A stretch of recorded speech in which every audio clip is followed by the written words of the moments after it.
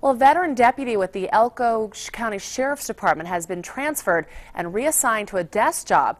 This is after a judge ruled the deputy had been stalking a resident. News 4's Victoria Campbell reports.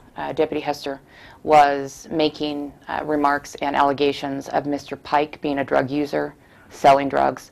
Elko Sheriff's Deputy Brad Hester, seen here at this week's court appearance, is accused of stalking Richard Pike, the director of the Jackpot Recreation Center.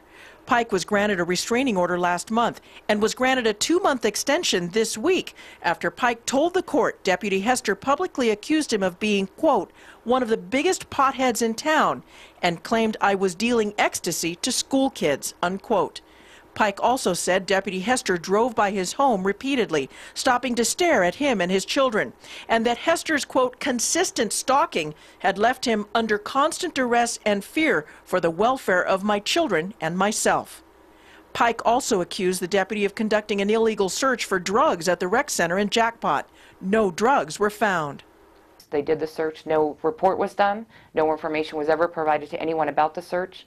There was no search warrant granted, and ultimately the judge found that there was no consent by the county to allow the search to happen. He's going to be reassigned to a not working the street position until the investigation's over with. Elko County Sheriff James Pitts reassigned Hester to a desk job at the main office in Elko, pending an internal investigation. That investigation is expected to be complete in the next 2 months.